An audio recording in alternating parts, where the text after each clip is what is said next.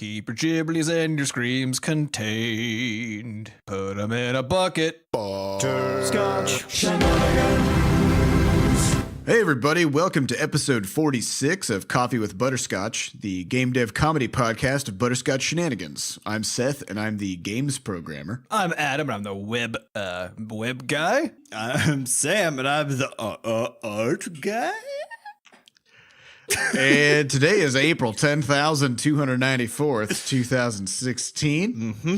And before we get started, we have a warning. Anything can happen on this show. There's going to be words, some of which are bad. So if you're a child, get away. Just go away. Okay, let's get to some news. Okay. All right, what happened this week? We got some new artwork. Yeah. Which if you're looking at the podcast page or the SoundCloud page or anything, you're probably looking at it already. So I'll just leave it at that.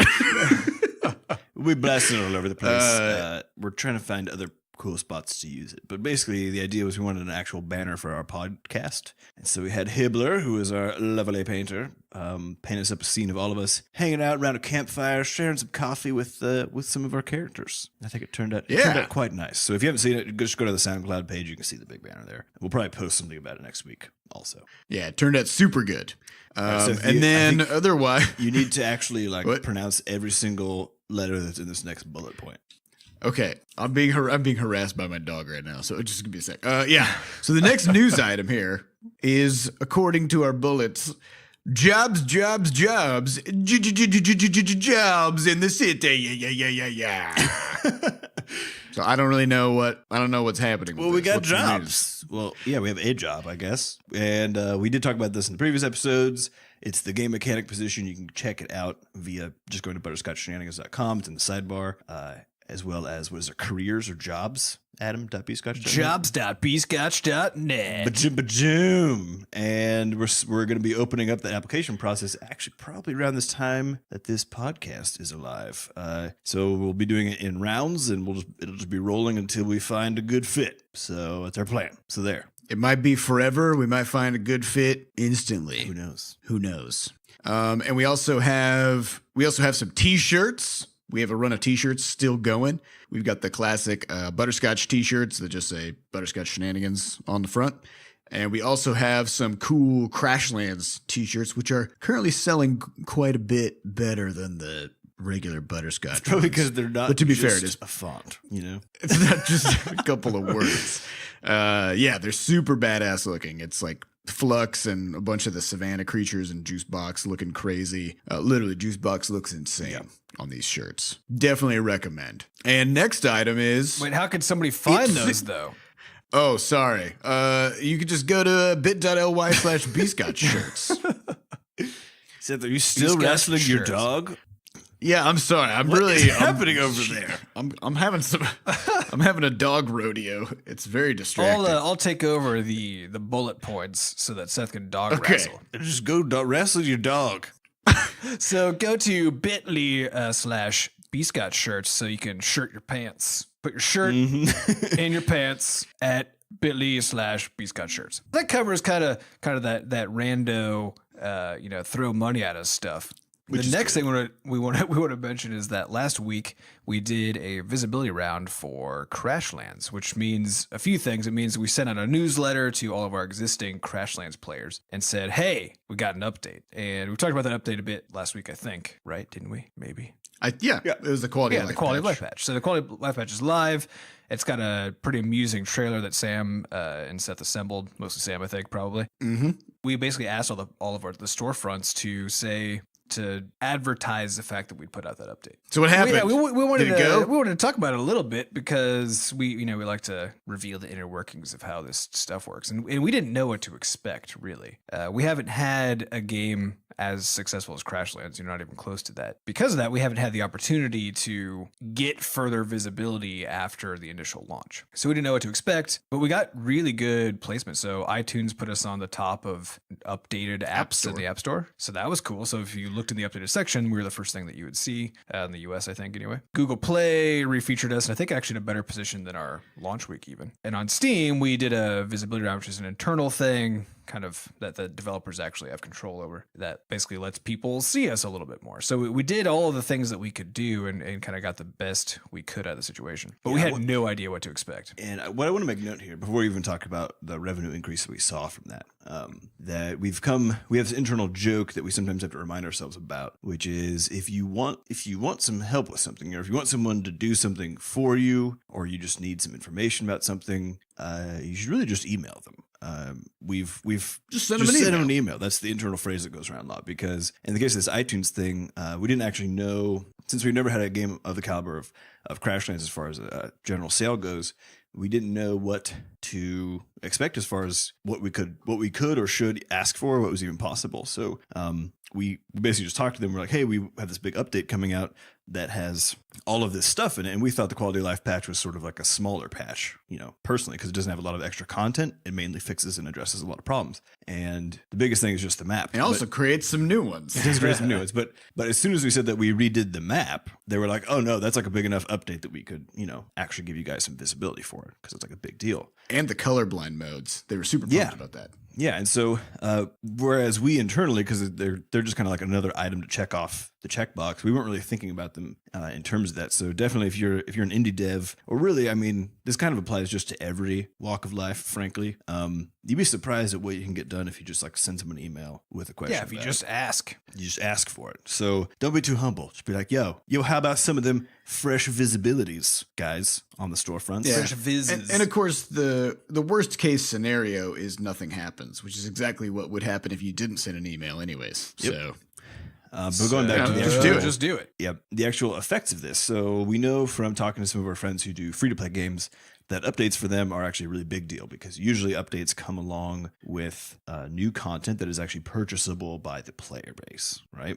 And your player base also gets more revved up during an update time, because they get the ping that the game updated. There's new content for them to explore, and so you get a huge spike in people who have the game who are then actively playing it again. And we definitely saw that. And they may have push notifications too, right? So they can let people know. Right. Yeah, and so we did see our usage just across the board increased a ton, as far as our old players coming back to check out the new stuff. But then in our case, it's interesting because since we don't do any other payments aside from the one-time upfront one, there is no option for us to make any additional money off of an update aside from getting new players in from the featured visibility, right? And this, what this means is that, so from the free-to-play guys we've talked to, they said that their updates are actually on par with their original feature placement as far as the general power from a revenue standpoint that it generates. Or even higher, because it's sort of like a rolling player base, right? So you're getting, every time you get a feature, you're getting more players, but you're also then, if you're a free-to-play game or you add new things that are purchasable, able to sort of cash in on your existing player base in a cool way. So the difference, of course, with us, we don't have that. So our question was, is this going to do anything? So I think all of us had pretty low expectations, but high hopes, as is our, sort of our model. It's the safest position to take. Yeah. And so we had, but we saw anywhere from like a 2 to 4x revenue increase. And like, keep in mind, we're very much in the tail for all the games now. There's not exactly a huge volume of units being sold a day. 2 to 4 times. Yeah. 2 to 4 times means 2 to 4 times per day what we would normally get per day. Not like 2 to 4 times what we had already made prior. Yeah, right. That would be insane. Right. Yeah. Just a daily increase. So what that means, though, is that it's actually a pretty small bump relative to the amount of visibility we got. Because we know, I mean, if we're on the front page of iTunes and on Google Play and, popping up in people's feeds on Steam, a lot of people starting last week who had never seen Crashlands before got to see it. Mm-hmm. And I mean, a huge number of people. And the number of those that actually went on to buy it relative to what happened when we launched the game originally is way, way, way lower. Right. Well, I think it's kind of tough to say, though, because of the fact that, when we launched, we had, especially on iPad, we had the editor's choice. Yeah, which is a much the game bigger front feature. and center. Yeah, on a huge banner, even just like on the App Store, not just the game section, but on the whole App Store. Yeah, and now we have I think it's referred to as a slug. It's that kind of rectangular image, and it's further down the page, and it's much, much smaller, and it's only in the game section. It's not going to be on the main store page and stuff. So there's definitely a very dramatic difference in the feature placement between now and launch week. Right. So But it's hard to say. The interesting thing that this sort of suggests for us as a studio is that spending a lot of additional time on things that are considered or classified just as updates for a game that can only be bought once is probably actually a losing proposition, right? Unless the tail is so high that we can just do whatever we want. Exactly, unless we don't care, which in that case is we don't care, right? But as far as if the fallout from the update is that you have increased tail usage because of something that you've put into the game. So what I mean by that is something that you put into the game increase the sort of the propensity for players to share and get their friends involved or something like that. And so that increases the organic growth in some way. So that's sort of the category we're hoping that the creator falls in, as far as, when players are able to create their own content and stuff like that with the game, that maybe it'll do something along those lines. But otherwise, tail stuff is kind of where you end up living for most of the time that you develop games. It's sort of where most of the meat is. And I think there's one interesting thing I read this week about Shovel Knight, which I wanted to bring up to you guys who haven't read it, Adam and Seth. Yeah. Which is Shovel Knight has never. Why don't you tell us about Shovel Knight first? What is Shovel Knight? Shovel Knight, it's an indie game made by a small studio called Yacht Club, and it's a sort of throwback to SNES platformers. It's done extremely well. It's got an amiibo now, and it's on pretty much every platform. And I think it came out probably 5 years ago. Nah, I think it was 2.5 years ago, 3 years ago. Oh, is it more recent than that? Okay. Yeah, it's more recent. And they recently announced it was before the indie apocalypse. Yeah, they recently announced that they sold, I think, over 1 million copies sometime recently. Yeah, they've done really well. Yeah, and so they went through, like I said, every single platform. They actually have physical discs now. They got that whole thing figured out. As well as being on the Nintendo Wii eShop thing. And so they've done very well, but one of their head guys was talking about one of their particular financial strategies, which I think is important when we're talking about this tail stuff. And they actually never priced the game on sale below 2/3, right? So it's never more than a third off. That was one of their rules, because they wanted to have it be viewed as a high value thing. And they have a similar situation. I think they added a DLC. They might have added a DLC, or it's a free content update. I can't remember. With a new character and some new areas to explore. But for the most part, it's in a similar situation, right, where it's a pay once game. But it has been heavily updated and has continued to see some pretty good success with those regular sales that never dip below a third. So I wanted to ask you guys what you thought about that particular sales strategy, not necessarily just with regards to something like Crashlands, but also just with regards to paid games in general, as far as picking some threshold never to go down. Yeah, I totally agree with that. I mean, to me, it comes right back to that thing we've talked about a bunch of times, which is the devaluation of your game by how you price it. And of course, a free-to-play game is the extreme version of that, right? Where you just say, this thing isn't worth anything at all. Come play it and then throw it away, right? For pay up front games, I mean, I was really surprised when Fallout 4, one of the biggest AAA games of last year, I think 3 months after launch, maybe even 2 months, was already $20 off on a sale. Yeah. Yep. I had decided to wait and buy it until Crashlands was out, so I just happened to have not bought it yet, so that I could go buy it for $20 off. But I would have bought it at full price when I was actually ready to play the game. Instead, I got to get it for $20 off because they had a really early sale for some reason. I think that strategy, I mean, you see all AAA studios do this, and we've kind of talked about it internally, but I think that's because the big AAA studios have to show income growth on a quarter by quarter basis. Yep. And so by doing a sale, they get these big influxes of cash every quarter. Then their investors are like, ooh. Their investors are happy and everybody's doing great, but this may actually hurt them in the long term quite a bit. And you also see this for indie devs who are really struggling, because the best way to get a little influx of cash is to just drop the price of your game a huge amount and sell as many copies as you can. But any of those people who would have bought it at a higher price now won't, because they've gotten it for really cheap. Well, I think there's a broader question though, which is if people would have bought it at a higher price, why haven't they? 3-4 months after the game comes out. For me, like with Fallout 4. That was a game I knew I was going to buy. I just wasn't going to wait and buy it when I had time to play it. I see. And I hadn't had time to play it yet, but when it was cheap enough, I'll go ahead and buy it anyway, knowing that I'm going to play it. And for me, most of the games that I buy on sale, I buy when they're just so cheap. I'm like, I may play this in the future, so I'll just go ahead and buy it while it's $1. Mm-hmm. A large number of the games that I have are from that. But any other game that I want to buy, as soon as I'm ready to play it, I'll just go buy it. But your point, though, is that I don't buy games the moment they come out. Yeah, your point, though, is that the effect of doing a 20% off, or I guess in that case, a 30% off sale within 2 months is not actually good for the long time health of a game. Is that your? Well, I think there's some level where it's fine, right? But I think if you're really close to launch, then people haven't made up their mind about whether or not they want the game. If you put the game on sale that early, it implies the game isn't worth the price tag you put on it. And so I think there's two parts. I think one is just how long you wait until you start putting stuff on sale, and the other part is how big that sale should be.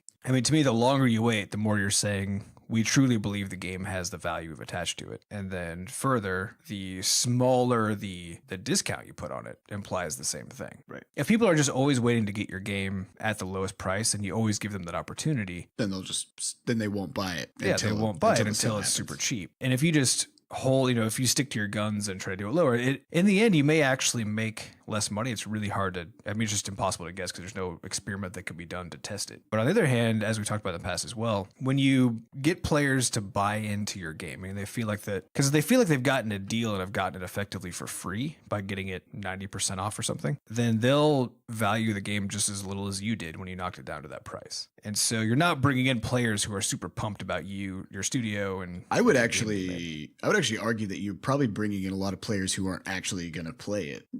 Yeah, I mean, most of the games that I bought that steep, I never played. Yeah, people see a game dropped hugely on Steam and they're like, "Oh yeah, I was gonna get that. I'll just grab it now while it's on sale," and then they'll buy it and drop it in their Steam library, and then the next day they've forgotten that they bought it, and that's it. I think that's the case though, that's only the case if you're talking about like a huge discount, right? I'm thinking, like, for me, the way I think about a sale is that it's actually further opportunity. It lowers the risk for someone to actually like sort of get involved and essentially fall in love with either the game or your studio, right? I don't think it's the case that like, exactly. That's exactly right. And I think it pushes people over the fence. Yeah, or rather, it moves the fence. Right. Yeah. The threshold to me, like where that threshold is the difference between declaring that the game isn't very viable and saying, "Hey, I've reduced the risk for you." Mm-hmm. And so if your limit on how much you're willing to go down is like below 50%, because there's something about making something less than half off. Yeah, right. Right. Well, it's like when you see. It just feels like it's too much. Yeah. Well, it's kind of like when I go buy a pair of pants, or shirts, right? Yeah. And it's like you can get this for 60% off. I'm like, why the hell is it so expensive in the first place? That's a material good that has a cost to produce. Right. Right. Because it's marked up like crazy. It's marked up like crazy. And for digital goods, it's even worse because effectively a digital good is free in terms of distribution costs. It's free to produce multiple copies, yeah. Yeah, exactly. So the idea of knocking it down just kind of emphasizes that even more powerfully. If the only metric is a financial one as to how steep to discount your game, I'm not sure it's the right move actually, because if your goal is to sell as many copies and make as much money as possible, then at some point when you're not really making any more money off of the tail, if you just drop the price way down to sell just a huge number of copies and bring in a bolus of income, that may actually be the right financial strategy. But I think without a doubt, it devalues the game and your studio. Well, it's kind of an interesting thing though, because a lot of indies do play by the AAA playbook, right? And you look to them as a model of what you're supposed to do, right? And I think if you forget that, I mean, if you look at the completely independent ones, which there's only a couple of, like Gearbox, I think is completely independent still, and a few other ones. But if you look at any of the publicly traded ones, they actually have a different set of incentives in mind than someone who's actually just like a business or a business owner would. And it's a very important thing to keep in mind when you're thinking about like whether or not to follow in their footsteps with regards to a lot of things, I think, personally. Yeah, absolutely. I mean, if you don't have to answer to shareholders on a quarterly basis, then you don't have to make decisions at 3-month intervals. But further, and this is something we've also talked about in the studio, the first time we put our game on sale, we're going to get a bolus of income. But if we do that at the wrong time, then the tax year ends and all of a sudden we have to just lose 30% of that to Uncle Sam. Mm-hmm. If we have employees we need to pay, then actually the timing of all that stuff can be really problematic, because it's undoubtedly true that when you put your game on sale, a whole bunch of people will buy it, and therefore they won't be around to buy it the next time you put it on sale. So you're sort of cannibalizing future sales by doing a sale now. Only a certain number of people can buy the game. Yeah, it'll saturate at some point. Exactly. So if your goal is to make as much money as fast as possible, then you're going to end up actually losing a lot of that money that could have been put towards your employees and growing your studio had you waited and done it like January in the next 1st. Tax year. Yeah, exactly. January 1st. Which is actually, I guess, if you're operating on a cash basis, it actually makes a lot of sense now in retrospect. And I never quite sort of like put these pieces together, but it makes a lot of sense that Christmas just somehow became the holiday about buying lots of shit and giving it to people, right? As in like this idea is something that businesses, they stimulated this cultural idea over the years because getting rid of all your inventory at the end of the year means, you get to basically close out your tax year. And if you have various like vendors to pay or whatever, you can try to like tie up your finances at the end of the year. In our case, if we did a sale and say like a Christmas sale, like mid-December, the income actually doesn't come to us until February, like 45 days later. Yeah. And so all of a sudden, like we do a Christmas sale, but then that income goes into the next tax year. But do we get, that's an interesting question. Do we get taxed at the date of sale or at the time in which the money is received? It's when it appears. Depends if you're reporting on a cash basis or an accrual basis, Sam. I don't know anything, so I'm dumb and this is too deep. But I see this that is an there's excellent point to say. We can't give any like real advice, so you should discount everything we say. But if you're running a studio, you should really have an accountant to help you navigate this stuff. Yeah, it's worth the investment by a lot. Yeah, it was something that I was always really scared of doing because it's like, oh yeah, an accountant is going to charge you, several $100s to get all your taxes prepared, etc. But any accountant worth their salt, you will make that money back in refunds, and then much more. But also just in decisions, because like we actually restructured our company entirely this past year at the suggestion of our accountant, who was like, "Yeah, you guys are losing tons of income to your higher tax burden." It cut my taxes in half because of the self-employment tax. I shit you not. Right. It was absurd. That stuff is really complicated. You should hire a professional to take care of it. Yeah. Yep. I think we've talked about this a bunch. I'm gonna tie this thing off with the question Tourniquet of this bitch. What does this suggest to us? This fact that this, because there's the sale part that we talked about a little bit, and the fact that that visibility for a game after it's been launched isn't very powerful, actually, especially without a sale.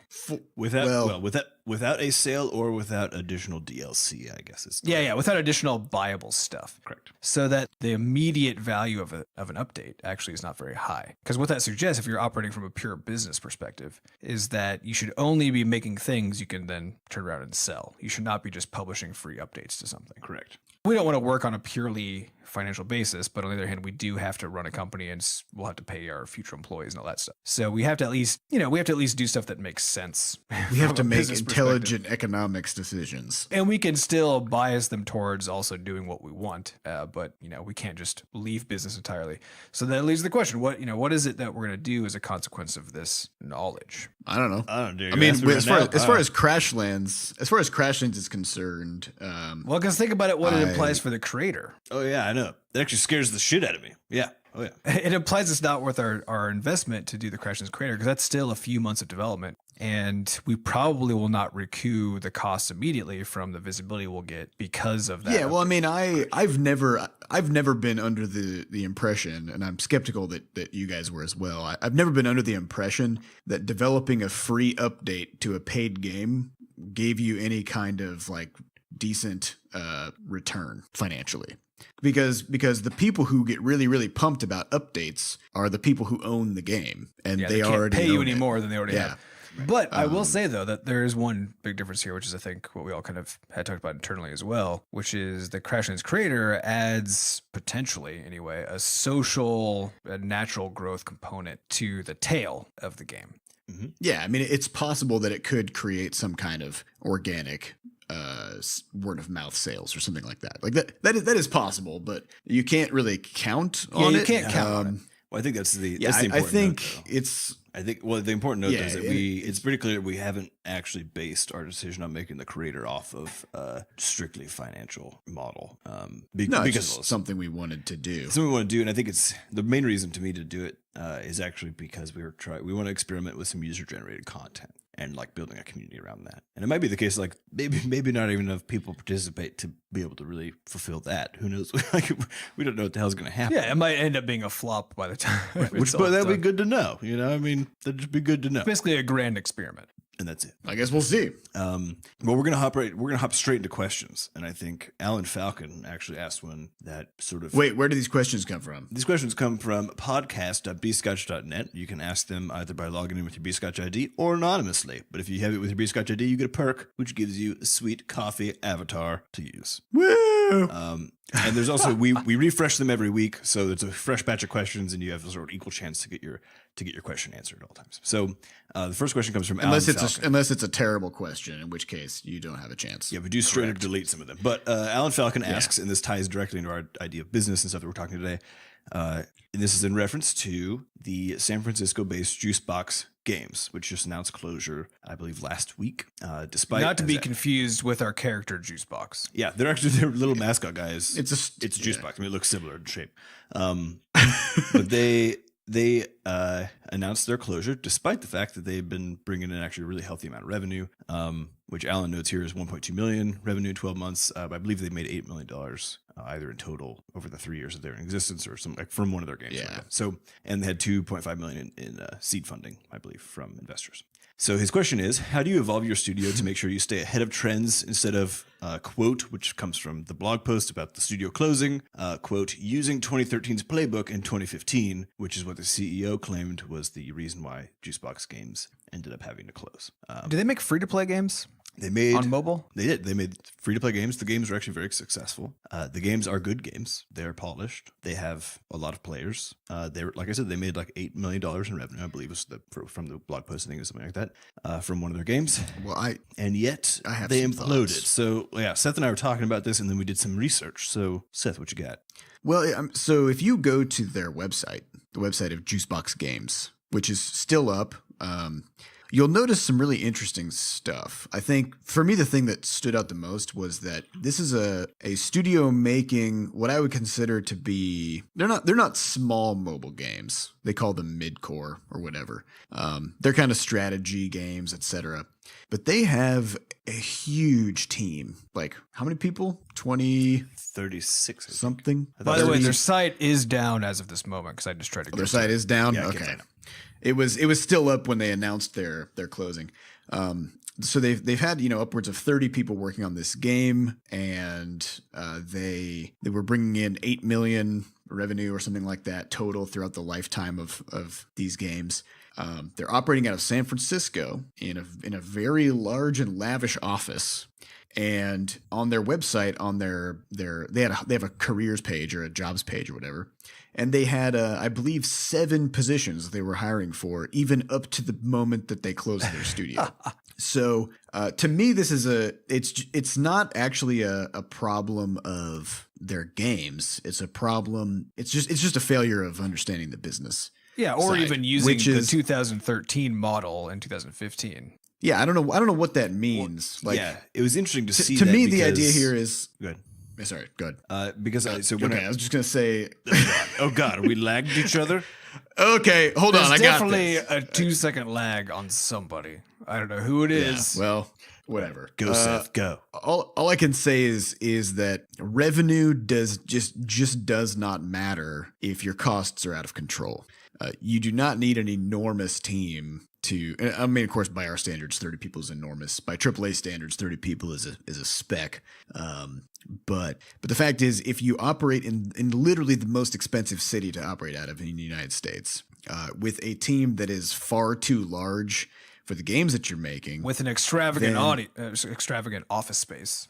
Yeah, you got a huge office space with all these conference rooms and blah blah blah, and you have an incredible amount of overhead, and it doesn't matter how much money your games make because they still have to clear the hurdle of your costs, which you haven't kept a lid on. So I don't think it has anything to do with like using an old business model or anything like that. It's just not operating intelligently. Well, and it's using the explosive growth model that's so popular amongst the startup scene, right? Where they just say, bring in as much money as possible and grow as fast as possible. Get investors, blow the team up to 24 people, and yeah. Yeah, and the fact is that's just a spend it. super risky venture. I mean, that necessarily means that you're always living at the edge of the balance between income and expenses if you're just always growing as fast as you can. If adding a person meant that within a short period of time you'd be adding revenue comparable to hiring that person and so on, then yeah, that would work out just fine if there was a direct relationship there. And certainly there is, bringing in new people does do that, but there can be a significant lag on it. And further, if the studio as a whole, things happen on a project basis. So if a project fails and that project is maintained by 10 people, then all of a sudden those 10 people didn't actually generate the income that was needed to support them. Yeah. Well, the interesting thing to me about reading that was that the guy, one of his quotes is that he thought that they didn't make good enough games fast enough was what his point was. And I just, for those expenses, that's exactly well, so the thing is, that's exactly right, because like it actually bummed me out because I went and looked at their Google Play results, and these games have been downloaded millions of times and still have a ton of active players. It actually bummed me out because I'm like, okay, you have what are undoubtedly there's going to be some gaming communities that have grown up with like in there. There's some people who this is like one of their game that they play. And now like it's it's not going to be. It's not going to be able to. It's not supported anymore. Whatever else. And on top of that, like it seemed like it seemed to me more an example of not being able to see outside what you might call the sort of venture capital mindset or the Silicon Valley mindset to actually seeing just like how you would normally run just generally a small business rather than thinking about it from this explosive growth model. Like blaming it on the games seemed to me like. It wasn't like it didn't seem to me like the CEO was trying to pass blame. It just seemed like he wasn't seeing that that he didn't realize it was a management problem, right? Or that doing it that way was maybe not the best way to do it, if that makes sense. Or it's just a highly risky way to do it. So it's not surprising in the slightest that it would end in bankruptcy. Right. And so, it's always sad to see when these companies close, especially like they like in my mind, they were successful in the sense like it's harder than shit to create a good game. It's then harder again to sell it. And then it's even harder to make $8 million off one of them. They made successful games. Yeah, that's exactly what I was. That's just a fact. But the business wasn't successful, if that makes sense. And yes. And so that I think it was an interesting point that I wanted to bring up from Alan there. And again, sad to see people go. And I heard it was like apparently it's a cool place to work, great place to work, as most game companies can be. With that sweet office, I would imagine. Yeah, it was a pretty sweet office.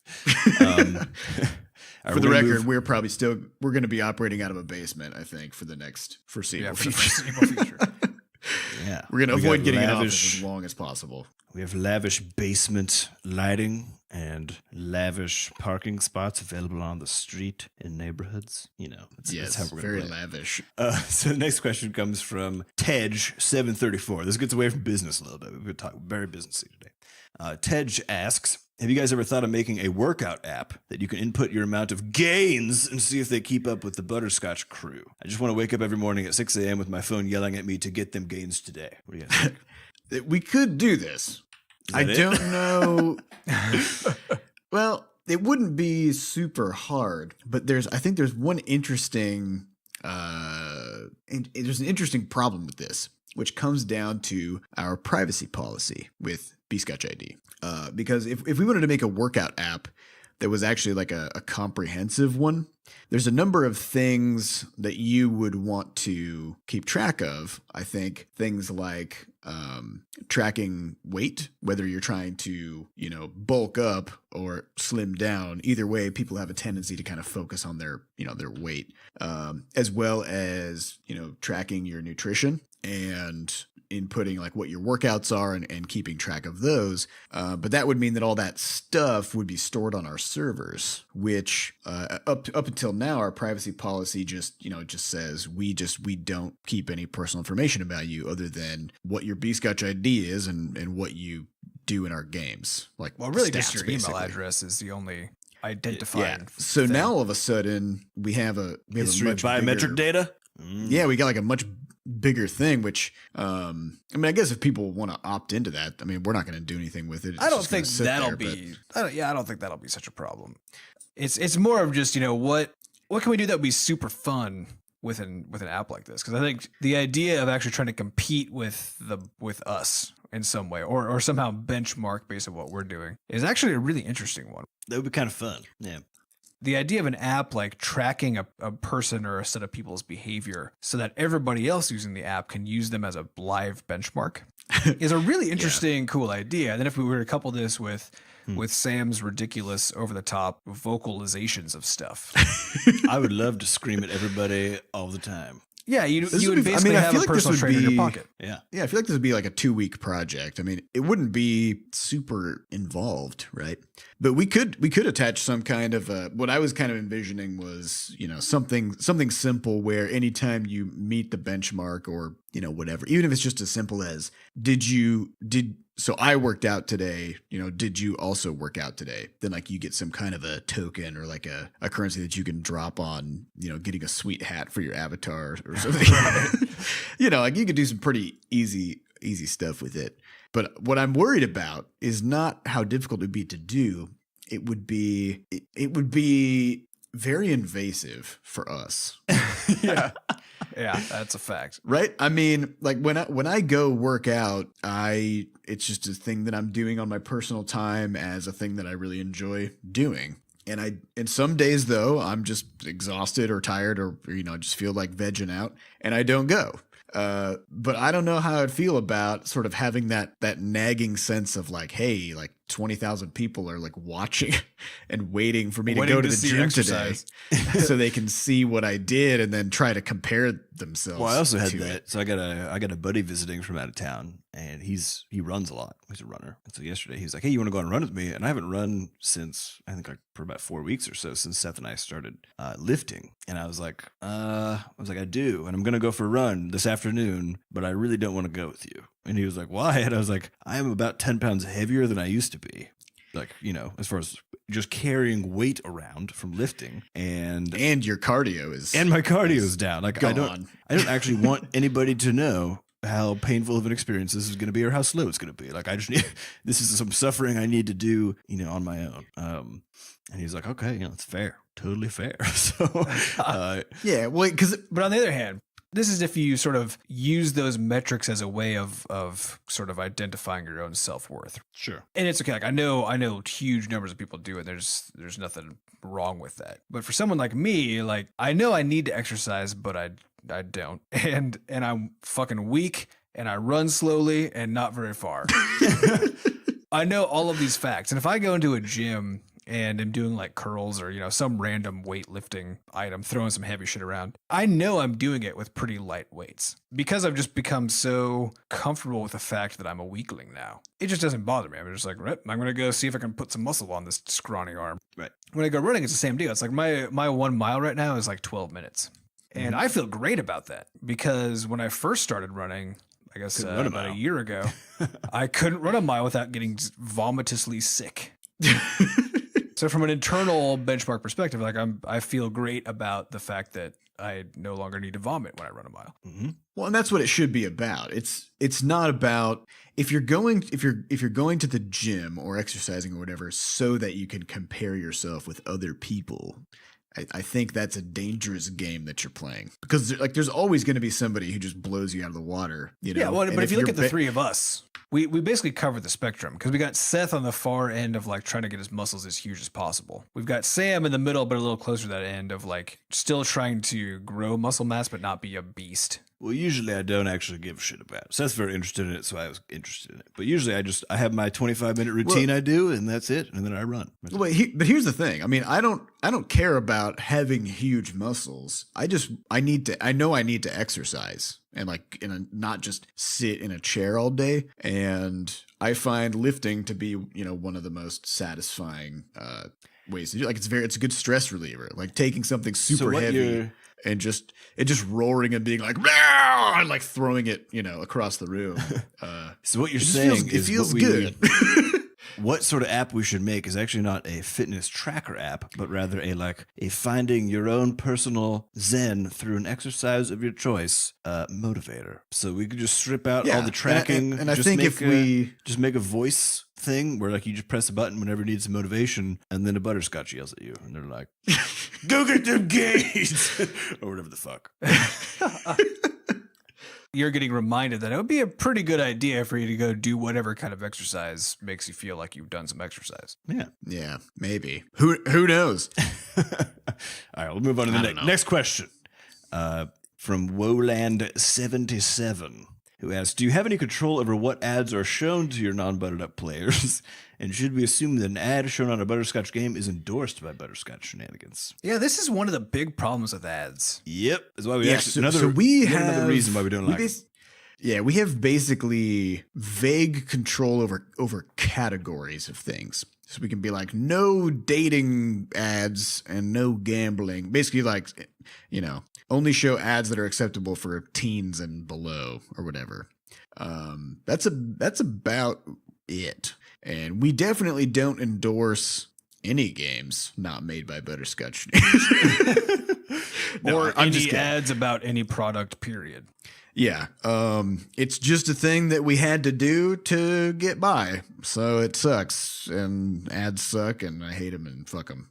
I mean, the last time I played one of our games without being logged in, so I had my buttered up account, when I just like played on the guest account, because it's outside of our control. Like we basically gave our ad provider access to our game. So whatever they decide to do is then what happens. And over time, all ads have shifted to being more and more intrusive and aggressive. And so I was actually pretty shocked and aggravated the last time I played one of our games on the guest account at just how goddamn intrusive these ads were. And it's frustrating, right? Because when we originally put them in, they were more just like a pop-up. And now like every single one has a video embedded in it. Mm-hmm. Yeah. Well, it's not as bad though, because there's a couple new sort of, well, they're not that new, but styles of ads. One of which is literally a playable like miniature version of a game inside the ad, where you could like match a couple things to, and then if you succeed, it's like, great job, want to keep playing? Click here, you know. Yeah, I remember. So you're playing a game inside of another game. Yeah, when they first sent us that email, we sort of talked about it internally, and we were like, why in the fuck would we want to play someone else's game? Like, they came here to play our game. Like, well, I want you to play a different game inside of our game, even if we're getting paid for it. Yeah, I mean, weird. as a developer, it already feels weird to know that the way that you're making money if you're serving ads is by showing other games to your players. You're like, hey, go play this other, like, stop playing my game, go play this other person's game. Why? Because they're paying me to tell you this, right? Like, it's weird. It doesn't feel good at all. Yeah, I mean, we're trying to move away from it as much as possible. I feel like what if the ads were selling just like normal items, or was like a deodorant commercial for Old Spice or something? I mean, would you be like, yeah, because it's hilarious? That would be awesome. Yeah, that sort of stuff I can get behind. But I feel like, I mean, you do see TV shows advertised during commercials. But I mean, I think that probably feels better. You don't click the commercial to like immediately go watch that other TV show. But right. Yeah, the networks, they take great care. Like, they don't want to advertise another TV show that's on another network that's on right now, right? Like, they don't want you to be like yeah. Change the channel. Turn off. Change the channel. Get over to this other. Like, but that's what game advertising is. Like, because you can immediately stop playing. You click on it and you just go play the other game, and boom, you're done with the other one now. So it's a losing proposition. But this, I don't want to get too deep into this. But this is really comes down to the sort of binary nature of the App Store. How there are some games, the ones that are in like the top 10, the free to play top 10, top 20, that make so much money that almost all of the advertising is done by those games. Because on a per player basis, they can afford to spend that, right? Like, if they drop $2 or $3 getting a new player, and on average they get $10 to $20 from each player, then it's definitely worth their time to just keep advertising inside of everybody else's games. But for everybody else, everybody else has to serve their ads, right? It's like it's a weird subservience kind of a system. Yeah. It kind of feels, it's no good. Kind of feels pyramid schemey, in a sense. A little pyramid schemey. Yeah, well. All right. Next question comes from Frog Ninja, who asks, do any of you like Dungeon Keeper? or just generally any management or tycoon games. Have any of us played Dungeon Keeper? I have not played I it. have not. Me neither. So What But about I have Tycoon? played No. management. I have played management/tycoon games. What's your and favorite? I like What's your them. favorite one and why? I mean, obviously, OBS, my favorite. Is Simcopter? Roller Coaster Tycoon. Oh, Simcopter's pretty good. Simcopter. Simcopter Yes. does not feel like I don't think it's a management game though. It's more of a like a weird flight yeah, that's sim true. almost. Yeah. But yeah, I mean, I played like City Skylines. I think is kind of a management tycoon kind of a game. Roller Coaster Tycoon, the best, the original. I haven't really played much beyond that. But yeah, they're super good. I have no qualms about them. In fact, I don't know. What about you guys? I got nothing to say about them because I don't play them. I got nothing against them. I would just highly recommend. I would highly recommend all the Kairosoft games on mobile. Yeah, those are good. They're basically the same. Yes. Each one, I mean, mechanically, they're pretty much the same. There's like a billion of them. But each of them is a slightly different take on a different sort of simulation environment. So you might have That's this, Cairo with a K. Yeah, Kairo soft. Their games are like $3 or $4, and it's great. There's no ads or IAP crap in them. And they will absorb a hefty amount of your time. So just keep that in mind. Yeah, I'd recommend Game Dev Story is a good one for sure. Yeah, you could see what it's like when all of your people burn out when your game crashes and fails. It'll be super great. Oh, speaking of burnout, Ooh, what's this? do we want to talk about this this VentureBeat article? Oh, Do we? I don't give a that guy. That guy could just go. To well, I hell. can sum it up like this. There was a guy who was a dick on the internet, and everybody was upset about it. Yep. I'm Okay. just gonna- Nice. We'll just Moving move on. Yep. So Olin Verne asks a question: would you consider making an open or semi-open development for one of your games, like opening to new batches of players as development goes on, early access or something like that? We talked about doing exactly this. Yeah. The difficulty actually just comes from the type of game, right? If we're able to make like a modularly built game where we can add essentially new systems, in whole added to the core of whatever we started with.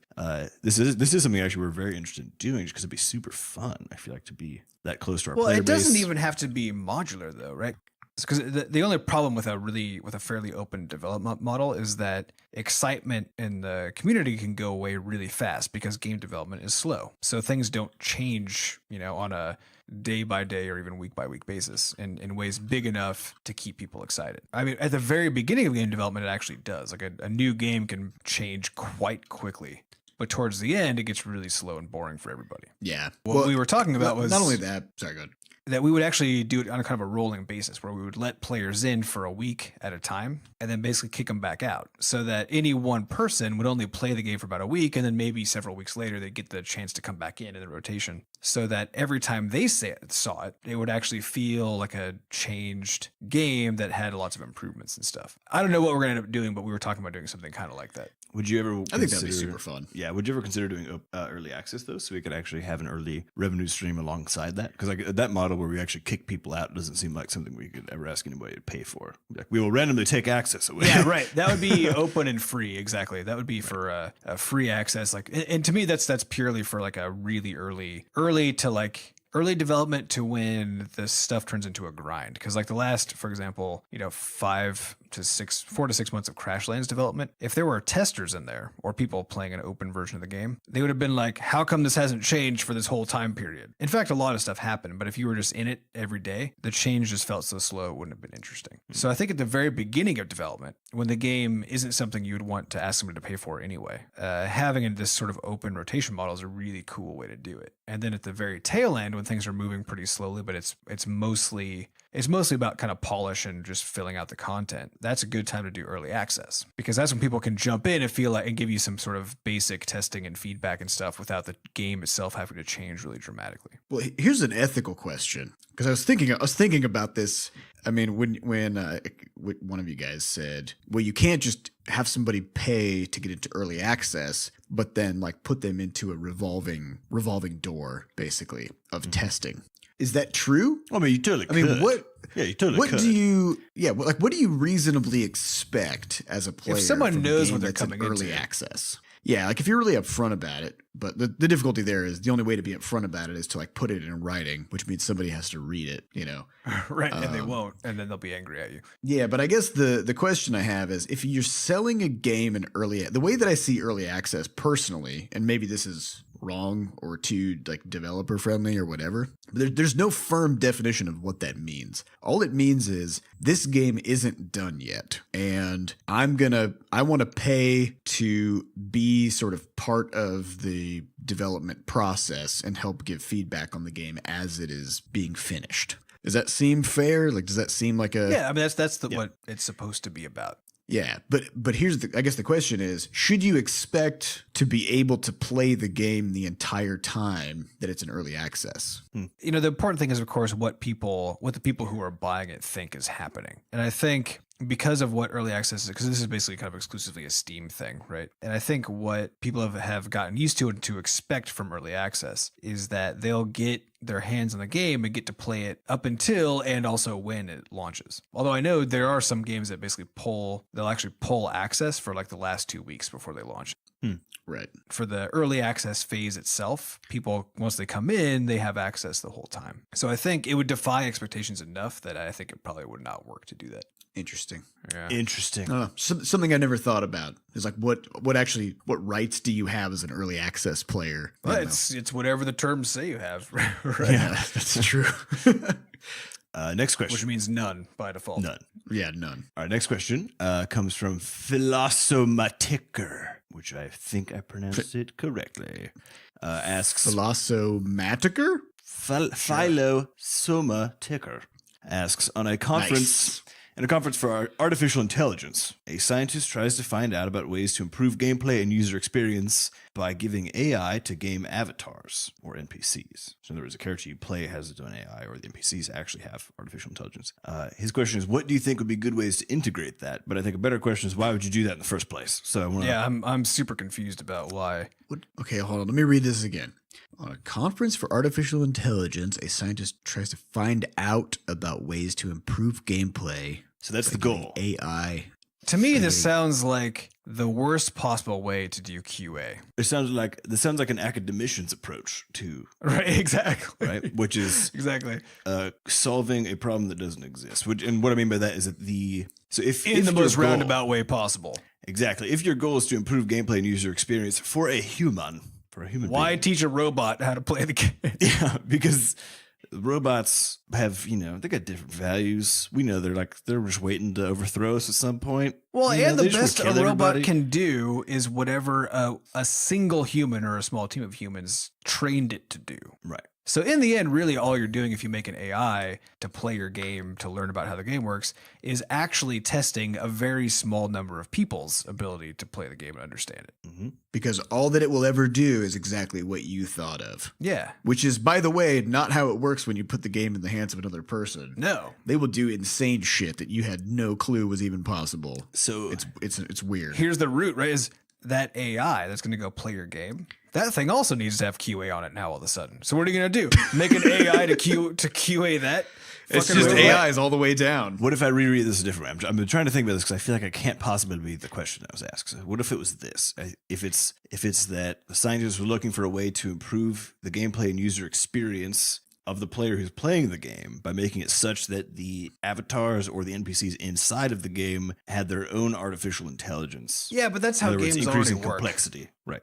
AI just means that the thing does stuff on its own, right? That's all it means. And there's various levels of complexity of that, but at its root, all it means is that the thing will do some stuff and you don't control it, which is already how games work. Well, yeah, and I would say the further you go toward actual intelligence, the worse the game would get. Well, I would argue that the further you go toward actual intelligence, you're going to start running into an ethical quandary because what happens when you turn the game off? At what point is it alive? Yeah. Now you're killing a whole world every time. And further, because all games are designed around murdering things, now you're going to be murdering sentient beings.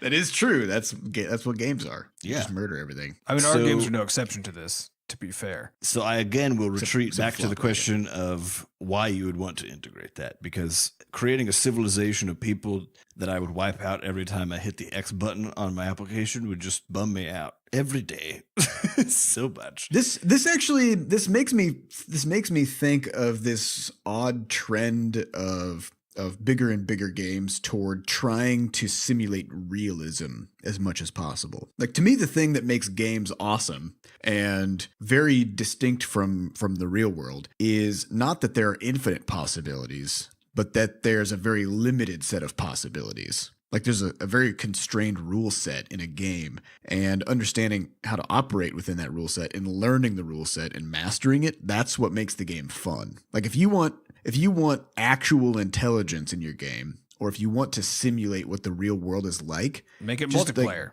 or just go outside. Like, it's already there. That's already a thing. We don't need that. We don't need that in a game, right? It's not a game anymore. It's just like going outdoors. So, All right, we're going to wrap this up with 2 quick questions. One is from Beans My Name, who asks, prior to launch, the answer for Linux support was a firm not no, which is accurate. Linux support was going to be an option if the game did well enough. You're hiring a new team member. Any more thoughts on utilizing that export option in GameMaker? Yeah, I think the implication here is we must be doing well enough so we've satisfied that criteria, given that we're hiring somebody. So why aren't we making Linux support? Right. And the I answer think the answer is because we haven't hired that person Yep. yet. So That is exactly the answer. And this would be their job. So there's your answer. So it's still a firm not It's no. It's just still actually not become no. it's become much more probable now that we're going to hire somebody whose job will be to do that kind of stuff. yeah. The last question, quick one, comes from Sin Linux. And I think the interesting point here, This one's timely. This is more of a timely one. So Seth's birthday is on Saturday, and on Sunday, we will all be going paintballing. And it's going to be painful. Yep. Yeah. And Sin Linux just wanted to know, given Adam's story last week about having his windpipe get shot shut by a paintball, and then And his kidneys almost shut down. from drinking 20 shots of espresso. I guess that was another paintball story too, though, wasn't it? It was mildly paintball related. So they ask, will more stories of your paintball endeavors be on the podcast? Probably after next week. Next week we'll have another one. With that, do you guys have any other stories you want to tell? Any other quick sound bites to drop? Because I do have one story. This is not paintball related, but I just wanted to share this small aspect of my life. Small ass. This small ass in my life. You got to share your small ass. Yeah, just let it out. So I'm gonna do it. So here's what happened. Turned on the garbage disposal yesterday, and it was all like blah, blah, blah, blah, and then water started shooting out of the other sink drain because I got one of those 2 sink things. And Ooh, nice. And I was like, that's weird. I wonder what that means. So I kept putting water in and tried it again. And it filled up some more. And then I was like, I'm pretty sure this is what's referred to as a sink backing up, right? Which is what it is. The plumbing is somehow plugged. It's like having a plugged toilet. So I was like, how do I fix it? So I sent a note to my landlord, and then my fiance Googled it. And she's like, you could just use a plunger. And this apparently usually is not true, but usually apparently like if your sink gets plugged, usually you need to get an actual plumber to come in and do some magic to it. But I was like, I'm going to take this, crusty plunger from the toilet, from the bathroom, and I'm going to use it on our Put it in the same place you wash the dishes. This is already a good series of decisions. And yes, it's going really well. And so I go in there and I get the dishwasher rack out of the way so I can assault this thing with a plunger, and I pop the plunger on there and I'm trying to plunge it, but it's not like a big plunger, right? It's kind of like a shallow one. It's not one of those heavy duty things. So I know. it forms a good seal, but it's like slipping around like a slippery snake all over the damn sink. Like as you try to plunge down, it like shoots off to the left. So it's kind of sliding. Yeah, and you need you need suction. So I'm struggling with this for a few minutes, like trying to get my technique right. Jostling this plunger joystick around, and then I realized that all of my efforts are in vain because I haven't plugged the other drain. So all the air it's not going to accomplish anything. So like I kind of hear it. I'm like hearing a bit of like a. And I'm like, oh shit, Because you're just moving air through the other drain hole. right. So now I have to clear the dishes out of the other. Wait, did sink. you dual plunge it? Did you put a plunger on each drain and then like No. dual Well, so- fist them both down? So here's what I had to do. So I had like the sink drain for the other drain, And so with one hand, I'm struggling to plunge with this fucking plunger joystick situation where every time you push down, it shoots off in a different direction. And then with the other hand, I have shoved my hand into the sink on the right side. So you're just using your hand as a seal. No. I didn't shove it into the garbage. No, I just took the plug thing and was holding it down. Because the problem was if you didn't hold it down, then the force of the air would just fire it out. So I'm sitting there with both hands in the sink, one like trying to whack this plunger thing like you wouldn't believe. Wait a minute. This is all for a solution that you read online as being unreliable at best. No. We did not read that it was unreliable. I only found that out after my landlord came by and fix it. And I was like, I already fixed it, man. And he was like, you plunged it? And I was like, yeah. He was like, that usually never works. So yeah, I'm struggling with this. And then my friend who's visiting is across the hall. He hears me struggling. He comes over. He's like, what are you doing? I'm like, I'm trying to plunge this goddamn thing. And I'm struggling. And so he then sacrifices his arm to hold down because I couldn't manage that plunger, with one arm. So he sacrifices his arm to get it dirty and holds the sink shut on one side. I plunge it. Problem solved. That's my story. And it worked? It's all good now? Boom. Yeah. It went down. Huh. Damn. Yeah. Good shit, man. Good shit. Good shit. Way to plunge. All right, well, I think that's all we got for this week. That wraps it up. That about wraps it up.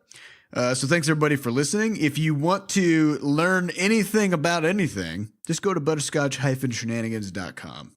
We normally would list off a massive series of links at this point, but Adam and I learned that apparently that sends Sam into a frothing blind rage.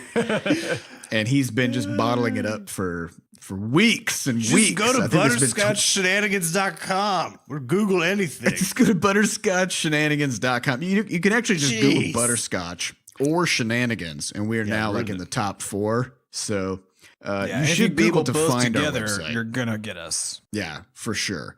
So just, if you want to play our games, join our forums, ask podcast questions, apply for the job, buy a t-shirt, whatever you want to do, just go butterscotchshenanigans.com. You can get your stuff done. Yeah. So that's all we got. Thank you all for listening, and we will catch you next week. Goodbye. Bye. Bye.